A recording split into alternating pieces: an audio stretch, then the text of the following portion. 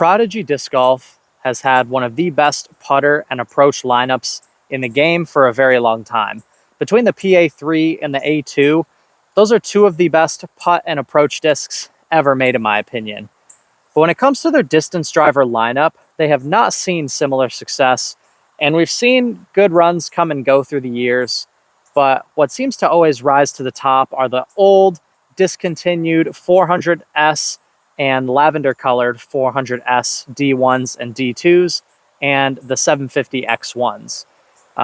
Isaac Robinson, world champion, is still throwing 400S D1. Gannon Buhr also loves bagging the 400S D1. And it's a really good disc, but the only problem is there's a very limited supply circulating nowadays because these were produced back in 2013 and 2014, to my understanding. So for today's episode of Weird Stuff Wednesday, I have exactly one of those to throw for you guys today. I have a 400S D1, and I also have, I don't know if this is a desirable run or not, but I have a 400G D2 that was made all the way back in 2013, back when Paige Pierce was on the team, Cameron Colglazer, Will Schustrick's still on the team, and several other notable names on this disc. So I thought it was pretty cool. I got it out of the used bin. But anyway, today's mostly about the 400 SD1, but I thought it would be fun to throw this 2013 D2 as well. This is my first ever 400S D1 throw. It's actually pretty exciting.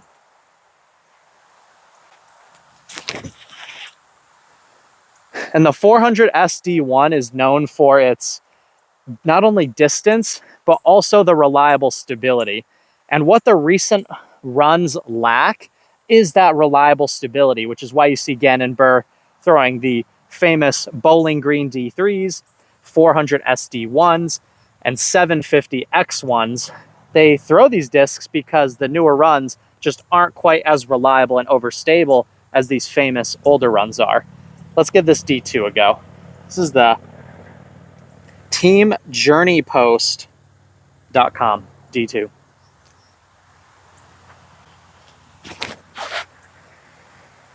Both being very overstable. I expected if Gannon and Isaac are throwing these, then they both will probably be too overstable for me. But I think I'll have a little bit better luck forehanding these drivers. So let's go grab them and we'll forehand them back the other way. It's a really interesting predicament when you have your best players throwing discontinued or out of production discs. The reason it's weird is because it doesn't really do the company or the brand any good for the players on the team to be throwing these discs. You want your pro players and your best players showing off the new discs that fans of the sport can just go buy.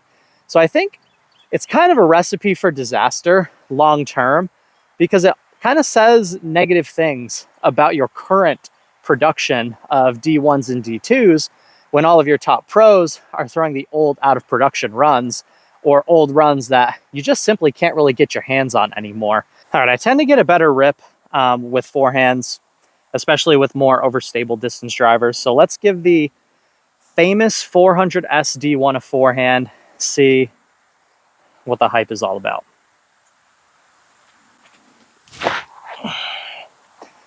Oh yeah. Oh yeah. That's a good flyer. Super reliable stability. I put that out like flat, nose down, slight Annie, and it just wanted to pan out the whole way. That's exactly what you want.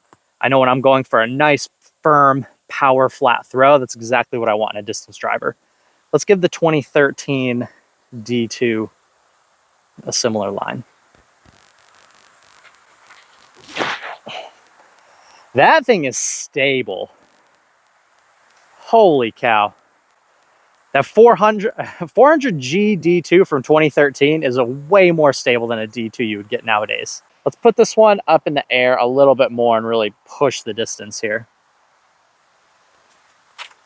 I mean, that's a driver that I can just truly lean on. That is like well over 400 and change with relative ease, and I'm confident that it's going to glide and then fade out. I actually haven't thrown a driver that good in a while. Really solid run.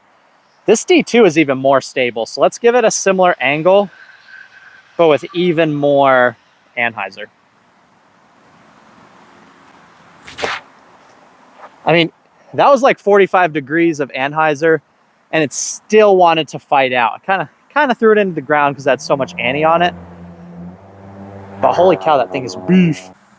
Now, the 400 SD ones that are the most desirable are the ones that are actually in that nice lavender color. Like the lavender D1s are unanimously decided to be the most overstable. So although this one is very glidey and overstable, dependable, Gannon and Isaac want the even more overstable run. And that just shows how much arm speed those guys have, because even the orange ones and some of the other colors probably aren't stable enough for those guys. So the lavender D1s are like this. This is just a money run. The lavenders are like the super money run. There he is. That thing is nice. It's a really good driver. It truly is a really good driver. So it's like a really stable, glidey, dependable destroyer. It's like the best of all worlds. It makes sense why they like that disc so much. And then just the ridiculously overstable D2.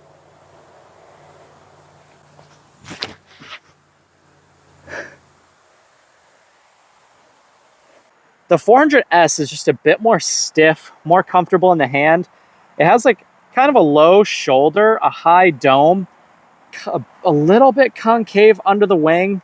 Just, it's got like that perfect mixture of everything glide plus everything stable. Just so rock solid of a distance driver. I really don't understand why they don't try and bring this blend back. I don't know if this is a different mold. Nobody in the Prodigy collectors page knew anything useful when I was doing research for this video. So I just did what I could to learn what I could learn about this disc. But there's a reason why the pros like this run so much. And it doesn't seem like anyone truly has the answer. Last throw, 400 SD1. Let's rip this bad boy. Give it the full juice. Oh my, look at that thing fly. Little nose up, but also goes very far. Doesn't go nearly as far as the D1. That D2 is absolute beef. I would have to say if stability is what matters to those guys, that has to be a money run of D2. All right, guys, I wish I had more information about the legendary 400 SD1, but for now, I guess the mystery is part of the fun. Hopefully I continue to develop more knowledge about when the run was produced, why they like it so much. Is it a different mold? I'm assuming it's different plastic because that one was made in USA. The current runs are made in China. So I'm assuming it's different plastic. It feels and flies and looks better than anything Prodigy produces for their drivers nowadays. But I would love to know more about why. So if someone knew like a full history of the 400 SD1, comment down below. I'll pin your comments so everyone can sort of read up and learn about why that disc is what it is, why it's so good, and also why they haven't been able to produce something similar. Anyway, you guys are watching Iceberg TV. Thank you so much for watching my channel. That's your episode of Weird Stuff Wednesday. I hope you learned something, and take care.